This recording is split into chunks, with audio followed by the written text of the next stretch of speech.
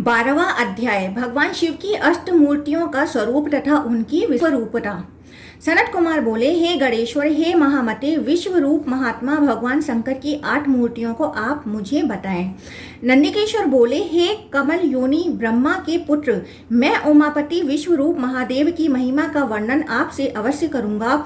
भूमि, जल, अग्नि, वायु, आकाश, भास्कर, यजमान तथा चंद्र, ये परमेष्टि भगवान शिव की 8 मूर्तियां कही गई हैं। आकाश आत्मा जीव, चंद्र अग्नि, सूर्य जल, पृथ्वी पवन, ये भी उन बुद्धि संपन्न देवादिदेव की 8 मूर्तियां कही गई हैं। इसलिए अग्नि में विधि पूर्वक दी गई आहुति, सूर्य को प्रदत्त अर्घ आदि तथा परमात्मा के प्रति समर्पित पदार्थ से उनकी समस्त विभूतियां और सभी देवता सदैव तृप्त होते हैं। जिस प्रकार वृक्ष के मूल को सींचने से उसकी शाखाएं तथा उपशाखाएं स्वयं पोषित होती हैं, उसी प्रकार उन शिव की पूजा से देवगण तथा उनकी विभूतियां स्वयं संतुष्ट हो जाती हैं। उन प्रभु शिव के 12 प्रकार के भिन्न सूर्यात्मक रूप हैं। श्रेष्ठ मुनिगण उसी सर्वदेवात्मक पूज्य रूप का यजन करते हैं। उन आदित्य रूप भगवान शिव की अमृता नामक कला प्राणियों को जीवन प्रदान करती है। इस लोक में सभी के लिए प्रिय इस कला का सदा पान किया जाता है। सूर्य रूप उन भगवान शिव की चंद्र नामक किरणें औषधियों की वृद्धि के लिए हिमवृष्टि का विस्तार करती हैं।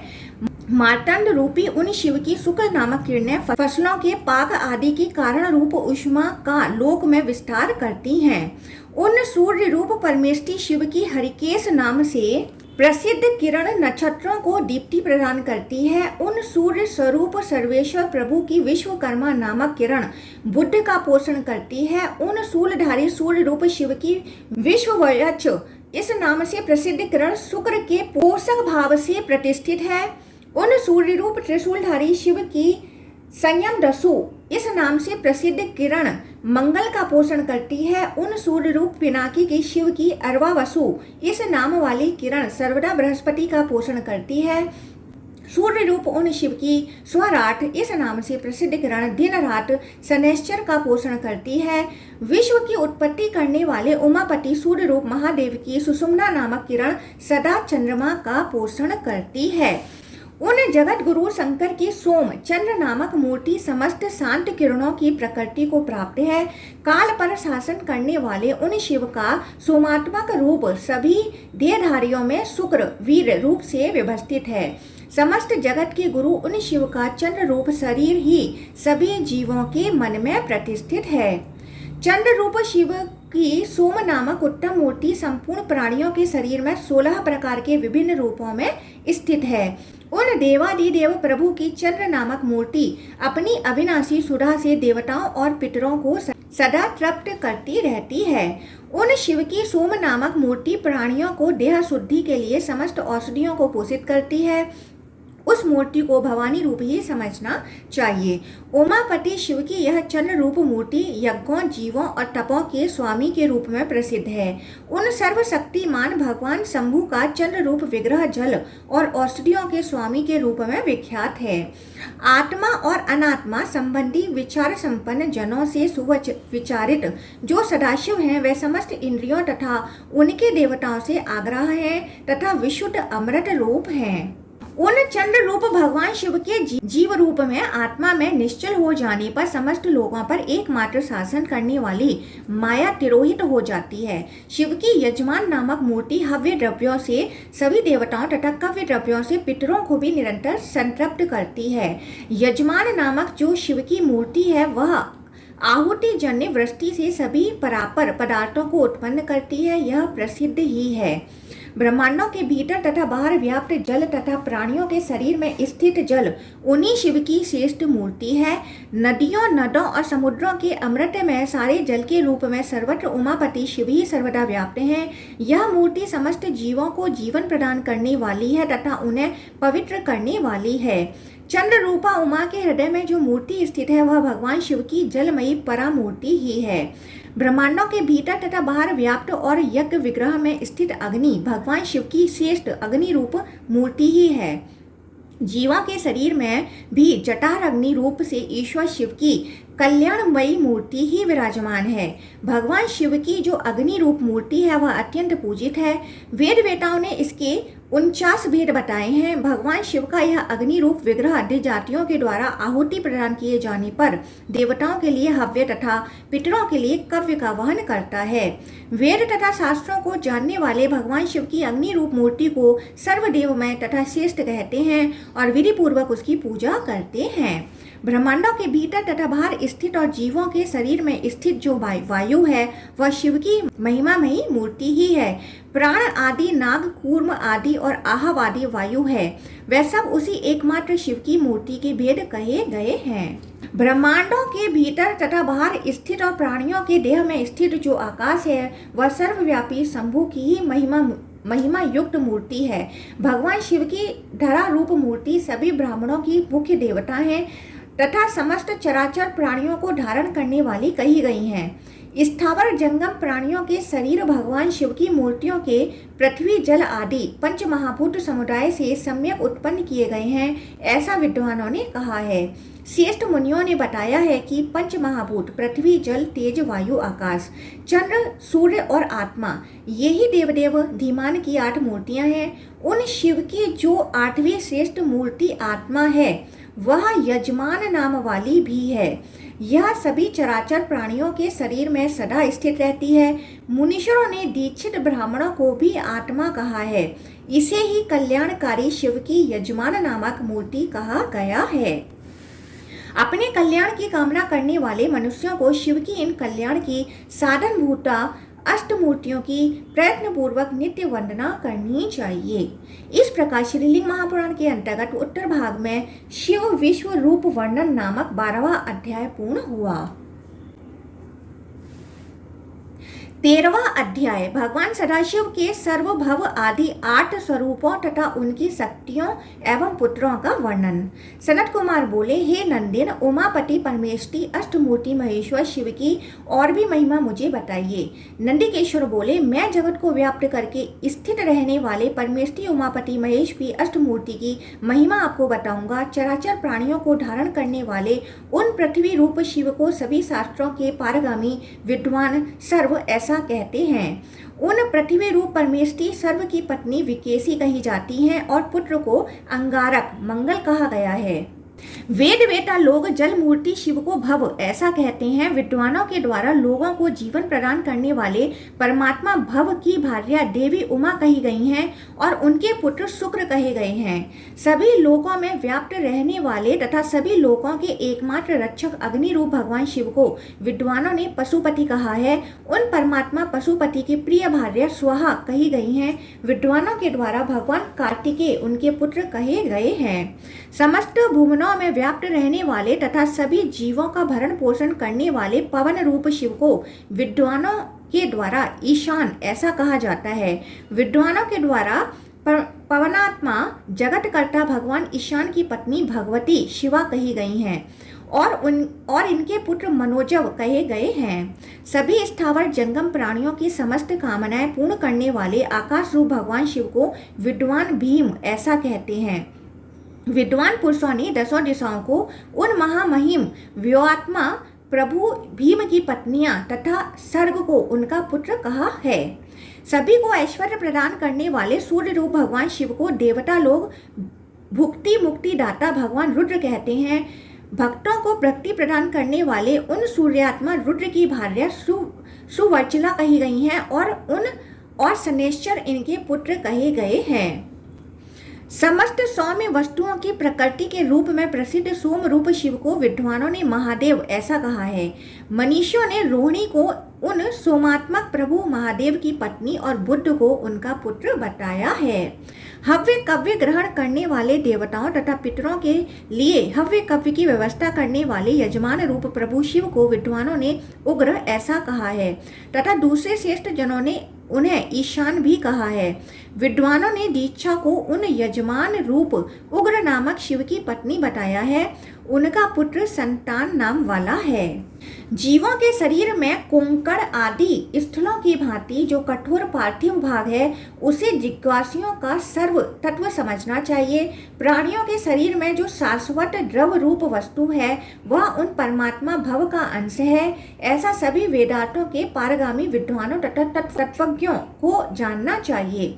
प्राणियों के शरीर में तो जो तेजो रूप अग्नि भाग है उसे तत्व ज्ञान की इच्छा वालों को पशुपति मूर्ति जानना चाहिए। जीवों के शरीर में जो प्राण आदि वायु रूप है उसे विद्वानों को उन परमेश्वर की ईशान मूर्ति समझना चाहिए, इसमें संशय नहीं है। सभी जीवों के शरीर में जो छिद्र रूप आकाश भाग है उसे तत्व विज्ञान की आकांक्षा रखने वालों को भीम की मूर्ति समझनी चाहिए। सभी प्राणियों के शरीर में चक्षु आदि में जो सूर्य रूप तेज है उसे परमार्थ के जिज्ञासुओं को रुद्र मूर्ति जाननी चाहिए। सभी प्राणियों के शरीर में चंद्र रूप जो मन है उसे तत्व चिंतकों को महादेव की मूर्ति जानना चाहिए। सभी जीवों के शरीर में यजमान नामक जो आत्मा है उसे परमात्मा ज्ञान की कामना वाले लोगों को उग्र नामक मूर्ति जानना चाहिए। महर्षि गण 14 योनियों में उत्पन्न होने वाले समस्त जीवों में अष्टमूर्ति की अभिन्नता बताते हैं और उन्हें प्राणियों के शरीरों को शिव की 7 मूर्तियों से समन्वित कहा है। सभी जीवों के शरीर में स्थित आत्मा उस शिव की 8वीं मूर्ति है। हे सनत कुमार, यदि आप कल्याण प्राप्त करना चाहते हैं तो इन सर्वलोक स्वरूप तथा सर्वव्यापी अष्टमूर्ति भगवान शिव की सब प्रकार से आराधना कीजिए। जिस किसी भी प्राणी के प्रति जो अनुग्रह किया जाता है वह अष्टमूर्ति महेश्वर की आराधना की गई होती है। यदि लोक में जिस किसी भी जीव को क्लेश दिया जाता है तो वह मानो अष्टमूर्ति महेश को ही दिया गया। लोक में यदि जिस किसी भी प्राणी का अनादर किया गया तो वह मानो सर्वव्यापी अष्टमूर्ति महेश का ही अनादर किया गया है। जिस किसी भी प्राणी को जो अभय प्रदान किया जाता है उससे मानो अष्टमूर्ति शिव की आराधना कर ली गई, इसमें संदेह नहीं है। सभी का उपकार करना तथा सबको अभय प्रदान करना अष्टमूर्ति शिव की ही आराधना है, इसमें संशय नहीं है। सबका उपकार करना तथा सब पर कृपा करना इसे मुनीश्वरों ने अष्टमूर्ति की ही परम पूजा बताई है। अतः हे सनत कुमार, शिव की प्रसन्नता की कामना करने वाले आपको अन्य सभी प्राणियों पर अनुग्रह तथा उन्हें सर्वविध अभय प्रदान करना चाहिए। इस प्रकार श्रीलिंग महापुराण के अंतर्गत उत्तर भाग में शिवाष्टमूर्ति वर्णन नामक 13वां अध्याय पूर्ण हुआ। 14वां अध्याय भगवान महेश्वर के पंच ब्रह्मात्मक ईशान तत्पुरुष आदि स्वरूपों का वर्णन। सनत कुमार बोले, हे गणों में श्रेष्ठ नंदिन, जीवों के लिए कल्याणकारी तथा परम पवित्र पंच ब्रह्मों के विषय में मुझे बताइए। नंदिकेश्वर बोले, हे ब्रह्मा जी के उत्तम पुत्र, मैं आपसे शिव जी के पंच ब्रह्मा नामक स्वरूपों का यथार्थ रूप में वर्णन कर रहा हूँ। समस्त लोकों के एकमात्र संहारक, सभी लोकों के एकमात्र रक्षक तथा समग्र जगत के एकमात्र सृष्टा पंच ब्रह्मा रूप शिव ही हैं, जिन्हें सभी लोकों का उपादान कारण तथा निमित्त कारण कहा गया है। वह शिव 5 भेदों वाले बताए गए हैं। सभी लोगों को शरण प्रदान करने वाले परमात्मा शिव की पंच ब्रह्मा नामक 5 श्रेष्ठ मूर्तियां विख्यात हैं। परमेष्ठी शिव की पहली मूर्ति क्षेत्रज्ञ है। भोग के योग्य समस्त प्रकृति वर्ग का भोग करने वाली वह मूर्ति ईशान नाम वाली है। भगवान शिव की दूसरी मूर्ति को तत्पुरुष नाम से कहा जाता है। उसे परमात्मा की गुहा स्वरूपिणी प्रकृति ही समझना चाहिए। शिव की अघोर नामक तीसरी महिमामयी मूर्ति है। धर्म आदि 8 अंगों से युक्त वह बुद्धि की मूर्ति कही गई है। शंभु की वामदेव नामक चौथी श्रेष्ठ मूर्ति है। वह अहंकार रूप से संपूर्ण जगत को व्याप्त करके स्थित है। शिव की सघोजात नामक 5वीं मूर्ति कही जाती है। वह सभी प्राणियों में मन तत्व के रूप में विराजमान है। परमेष्ठी शाश्वत परम प्रभु ईशान श्रोत इंद्रिय रूप से सभी प्राणियों के भीतर अंदर स्थित हैं। तत्ववेताओं ने भगवान तत्पुरुष को त्वचा रूप से जीवों के शरीर में विराजमान बताया है। विद्वानों ने महादेव अघोर को भी चक्षु रूप से सभी प्राणियों के शरीर में व्यवस्थित बताया है। वामदेव भी समस्त देहधारियों के शरीर में जीवा इंद्रिय रूप से विराजमान कहे गए हैं। विद्वानों ने सगोजात को घ्राणेन्द्रिय रूप से समस्त प्राणधारियों के शरीर में विद्यमान बताया है। भगवान ईशान विद्वानों के द्वारा वाणी इंद्रिय रूप से सभी प्राणधारियों के शरीर में प्रतिष्ठित कहे गए हैं। भगवान तत्पुरुष विद्वानों के द्वारा पाणी इंद्रिय रूप से सभी जीवों के शरीर में विराजमान कहे जाते हैं। तत्ववेताओं ने भगवान अघोर को सभी प्राणियों के शरीर में पाद इंद्रिय रूप से अवस्थित बताया है। प्रभु वामदेव मुनियों के द्वारा सभी प्राणी समुदाय के शरीर में पायु गुदा इंद्रिय रूप में स्थित कहे गए हैं। वेद तथा शास्त्रों को जानने वाले लोग भगवान सकोजात को जनेन्द्रिय रूप से सभी प्राणधारियों के शरीर में प्रतिष्ठित बताते हैं। प्रमुख मुनियों ने प्राणियों के स्वामी प्रभु ईशान को शब्द तन्मात्रा रूप कहा है और उन्हें आकाश का जनक बताया है। मुनीश्वरों ने भगवान तत्पुरुष को स्पर्श तन्मात्रा रूप कहा है और उन्हें वायु को उत्पन्न करने वाला बताया है। प्रमुख वेदवेताओं ने भगवान अघोर को रूप तन्मात्रात्मक कहा है और उन्हें अग्नि का जनक बताया है। तत्वदर्शी लोगों ने रस तन्मात्रा रूप से विख्यात प्रभु वामदेव को जल के जनक रूप में प्रतिष्ठित बताया है। समस्त रहस्यों को जानने वाले मनीषी गण महादेव सगोजात को गंध तन्मात्रा रूप बताते हैं और उन्हें भूमि का जनक कहते हैं। मुनीश्वरों ने अत्यंत विस्तार के साथ उत्पन्न होने के कारण आकाश रूप अद्भुत आदि देव शिव को ईशान कहा है। समस्त लोकों में व्याप्त रहने के कारण पवन रूप से प्रसिद्ध शिव को विद्वानों ने तत्पुरुष कहा है। वेद मंत्रों को जानने वाले ज्योतिर्मय होने के कारण अग्नि रूप से प्रसिद्ध महात्मा शिव को अघोर कहते हैं। जगत को जीवन प्रदान करने के गुण से युक्त कहे गए जल रूप महादेव को मुनियों ने मनोरम वामदेव की संज्ञा प्रदान की है। श्रेष्ठ कवियों ने चराचर जगत के एकमात्र पालक विशंभर पृथ्वी रूप जगतगुरु शिव को सगोजात कहा है। जो ईशान आदि मूर्ति रूप पंच ब्रह्मात्मक संपूर्ण चराचर जगत है वह भगवान शिव का क्रीड़ा विलास है, ऐसा तत्वदर्शी मुनियों ने कहा है। इस जगत प्रपंच में 25 तत्वों से युक्त जो कुछ दिखाई पड़ता है वह ईशान आदि पंच ब्रह्मा रूप शिव ही है, उनसे अन्य कुछ भी नहीं। अतः अपने कल्याण की कामना करने वाले लोगों को सदा प्रयत्न पूर्वक 25 तत्वों से युक्त विग्रह वाले पंच ब्रह्मात्मक शिव का चिंतन करना चाहिए। इस प्रकार श्रीलिंग महापुराण के अंतर्गत उत्तर भाग में पंच ब्रह्मा कथन नामक 14वां अध्याय पूर्ण हुआ। 15वां अध्याय शिव महात्मा का वर्णन। सनत कुमार बोले, हे महामते, आप और भी शिव महात्मा का वर्णन करें। हे प्राणियों के अधिनाथ, हे महान गुणों वाले, आप सर्वज्ञ हैं। सैलादी बोले, हे मुनि, अनेक श्रेष्ठ मुनियों ने अनेक प्रकार से अपने शब्दों में शिव महात्मा का वर्णन किया है, उसे मैं आपको बताऊंगा, आप एकाग्रचित्त होकर सुनिए। कुछ गौतम आदि मुनियों ने उन शिव को सत असत रूप वाला कहा है और कुछ विद्वान उन्हें सत असत का पति भी कहते हैं। भूतों के भाव आदि विकारों से मुक्त रहने पर वह शिव व्यक्त तथा सत कहे जाते हैं और उस भाव आदि विकार से विहीन रहने पर अव्यक्त तथा असत कहे जाते हैं। सत तथा असत वह दोनों ही शिव के रूप हैं। शिव के अतिरिक्त अन्य कुछ भी नहीं है। उन दोनों का पति होने के कारण शिव सतपति सत तथा असत के पति कहे जाते हैं। कुछ तत्व चिंतक मुनियों ने महेश्वर शिव को क्षर अक्षर रूप तथा क्षर अक्षर से परे भी कहा है। अव्यक्त को अक्षर कहा गया है और व्यक्त को क्षर कहा गया है। वह दोनों रूप शिव के ही हैं। क्षराक्षर रूप होने के कारण वह शिव अपर स्वरूप कहे जाते हैं। तत्वज्ञानी विद्वान उन दोनों व्यक्त तथा अव्यक्त से परे होने के कारण उन शांत महेश्वर महादेव शिव को क्षराक्षर पर क्षर तथा अक्षर से परे कहते हैं। वह जीव समस्त प्राणी स्वरूप शिव का स्मरण करके मुक्त हो जाता है। कुछ आचार्य परम कारण शिव को समष्टि व्यष्टि रूप और समष्टि व्यष्टि का कारण भी कहते हैं। मुनीश्वरों ने अव्यक्त को समष्टि तथा अव्यक्त को व्यष्टि कहा है। वह दोनों रूप शिव के ही कहे गए हैं। इसके अतिरिक्त अन्य वस्तु संभव नहीं है। योग शास्त्र को जानने वाले लोग समष्टि व्यष्टि इन दोनों का ही कारण होने से परमेश्वर शिव को समष्टि व्यष्टि कारण कहते हैं। कुछ लोगों ने परमात्मा परम ज्योति स्वरूप परमेश्वर भगवान शिव को क्षेत्रज्ञ रूप वाला बताया है। विद्वानों ने 24 तत्वों को क्षेत्र शब्द से तथा उनका भोग करने वाले पुरुष को क्षेत्रज्ञ शब्द से बोधित किया है। क्षेत्र तथा क्षेत्रज्ञ ये दोनों ही रूप उन्हीं स्वयं आविर्भूत शिव के हैं। शिव के अतिरिक्त अन्य कुछ भी नहीं है, ऐसा मनीषियों ने कहा है। कुछ लोगों ने आदि तथा अंत से रहित महादेव भगवान शिव को अपर ब्रह्मा, सप्त ब्रह्मा स्वरूप तथा पर ब्रह्मा रूप भी कहा है।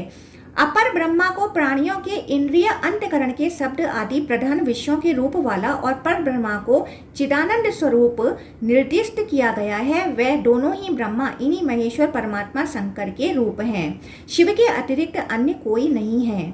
कुछ लोग लोकों का विधान तथा पालन करने वाले आदिदेव महेश्वर शिव को विद्या तथा अविद्या के स्वरूप वाला भी कहते हैं। मुनीश्वर लोग उन्हें विद्या कहते हैं और संपूर्ण जगत प्रपंच को अविद्या कहते हैं। शंभु शिव के ही वह दोनों रूप हैं। भ्रांति, विद्या तथा पर ये भी शिव के श्रेष्ठ रूप हैं। कुछ वेद वेता मुनियों ने योग के द्वारा इसे प्राप्त किया है। बहुत प्रकार के अर्थों में विज्ञान को भ्रांति कहा जाता है। विद्वान लोग सबको आत्म रूप से जान लेने को विद्या कहते हैं। विकल्प रहित तत्व को परम कहा जाता है। ईश्वर शिव का तीसरा अन्य कोई भी रूप नहीं है।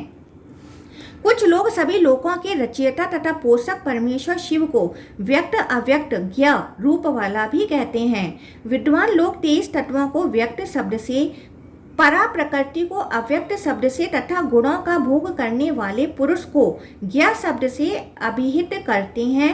इन तीनों का समूह शंकर का ही है। शंकर से भिन्न अन्य कुछ भी नहीं है। इस प्रकार श्रीलिंग महापुराण के अंतर्गत उत्तर भाग में शंकर के त्रिगुण रूप का वर्णन नामक 15वां अध्याय पूर्ण हुआ।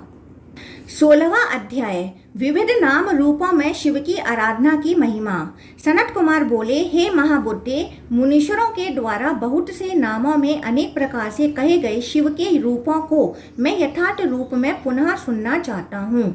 सैलादी बोले, हे मुने, मैं मुनीश्वरों के द्वारा बहुत से नामों से अनेक प्रकार से कहे गए शिव के रूपों का वर्णन आपसे पुनः पुनः करूँगा। वेद रूपी समुद्र के पारगामी कुछ आचार्य तथा मुनीश्वर उन शिव को क्षेत्रज्ञ, प्रकृति, व्यक्त तथा कलात्मा ऐसा कहते हैं। विद जनों ने पुरुष को क्षेत्रज्ञ, प्रधान को प्रकृति और प्रकृति के संपूर्ण विकार समूह को व्यक्त कहा है। प्रधान तथा व्यक्त के विस्तार में एकमात्र कारण काल ही है। ये चारों ही ईश्वर के रूप चतुष्टय हैं। कुछ आचार्य परमेश्वर शिव को हिरण्यगर्भ, पुरुष, प्रधान तथा व्यक्त रूप वाला भी कहते हैं। इस जगत का कर्ता हिरण्यगर्भ ब्रह्मा है, भोक्ता पुरुष विष्णु है, समस्त प्रपंच व्यक्त नाम वाला है और मुख्य कारण प्रधान है। उन हिरण्यगर्भ आदि का तथा बुद्धि आदि का चतुष्टय भगवान शिव का रूप चतुष्टय कहा जाता है। शंकर से भिन्न अन्य कोई भी वस्तु नहीं है। कुछ लोग ईश्वर शिव को पिंड तथा जाति रूप वाला कहते हैं। चर तथा अचर समस्त शरीर ही पिंड पदवाच्य है। उन बुद्धि संपन्न शिव के वह जाति, व्यक्ति और द्रव्यों के समस्त रूप ही जाति शब्द वाच्य हैं। कुछ लोग शिव को विराट तथा हिरण्यगर्भ रूप कहते हैं। हिरण्यगर्भ समस्त लोकों का कारण है और विराट लोक स्वरूप है। कुछ लोग उन शिव को सूत्राव्याकृत रूप कहते हैं। परमेष्टि शिव का वह रूप अव्याकृत तथा प्रधान है। समस्त लोक उनमें उसी भांति ओतप्रोत हैं जैसे सूत्र में मणियां, अतः उनके अद्भुत पराक्रमी स्वरूप को सूत्र रूप समझना चाहिए। कोई लोग स्वयं ज्योति रूप तथा स्वयं वेद ईश परमेश्वर शंकर शंभु को अंतर्यामी तथा पर कहते हैं। वह शिव संपूर्ण प्राणियों में विराजमान है, अतः अंतर्यामी कहे जाते हैं और सभी प्राणियों से श्रेष्ठ होने के कारण वे परमात्मा परमेश्वर शंभु शंकर शिव पर कहे जाते हैं। प्राज्ञ, तेजस और विश्व नामक उनके 3 रूप कहे गए हैं। इन्हें ही सुषुप्ति, स्वप्न तथा जागृत 3 अवस्थाएं भी कहते हैं और ये ही विराट, हिरण्यगर्भ और अव्याकृत पद के भी वाचक हैं। तीनों अवस्थाओं में विद्यमान रहने वाले उन तुरीय स्वरूप शिव के हिरण्यगर्भ, पुरुष और काल, ये तीनों ही जगत की सृष्टि, स्थिति और संहार की कारण रूपा तीन अवस्थाएं कही गई हैं। भव, विष्णु, विरंची, ब्रह्मा नामक तीनों अवस्थाएं महेश्वर की ही हैं। भक्ति पूर्वक इनकी आराधना करके प्राणी मुक्ति प्राप्त करते हैं। कर्ता, क्रिया, कार्य तथा करण, ये विद्वानों के द्वारा परमेष्टि शिव के चार रूप कहे गए हैं। प्रमाता, प्रमाण, प्रमेय तथा प्रमिति, ये चारों भी शिव के ही रूप हैं, इसमें संशय नहीं है। ईश्वर, अव्याकृत, प्राण, विराट, भूत, इंद्रिय और आत्मा, ये सब समुद्र की तरंगों की भांति शिव के ही विकार हैं। ईश्वर को जगत का निमित्त कारण कहा गया है। वेद वेताओं ने अव्याकृत को प्रधान कहा है, हिरण्यगर्भ को ही प्राण नाम वाला तथा विराट को लोक रूप कहा गया है। महाभूत, भूत, कार्य तथा इंद्रियां, श्रेष्ठ मुनिगण इन्हें शिव के रूप कहते हैं। परमात्मा शिव से भिन्न अन्य कुछ भी नहीं है, ऐसा कवियों ने कहा है। मनीषियों ने समस्त 25 तत्वों को शिव से ही उत्पन्न बताया है। वह जल से तरंग की भांति उन शिव से अभिन्न है, किंतु शिव तत्व को 25 तत्वों से भी पर कहा गया है। वह सब तत्व सुवर्ण से कुंडल आदि की तरह उनसे अभिन्न है। सदाशिव आदि सगुण तत्व भी उन्हीं शिव तत्व से प्रादुर्भूत हैं। वह सब भी मिट्टी तथा घड़े की ही भांति उनसे भिन्न नहीं है। माया, विद्या, क्रिया शक्ति तथा क्रियामयी ज्ञान शक्ति, ये पंच रूप गौरी भी शिव से ही उसी प्रकार उत्पन्न हुई हैं जैसे सूर्य से किरणें। अतः हे सनत कुमार, यदि आप कल्याण प्राप्त करना चाहते हैं तो सबको आश्रय प्रदान करने वाले सर्वात्मा भगवान शिव की सब प्रकार से आराधना कीजिए। इस प्रकार श्रीलिंग महापुराण के अंतर्गत उत्तर भाग में शिव तत्व महात्म वर्णन नामक 16वां अध्याय पूर्ण हुआ।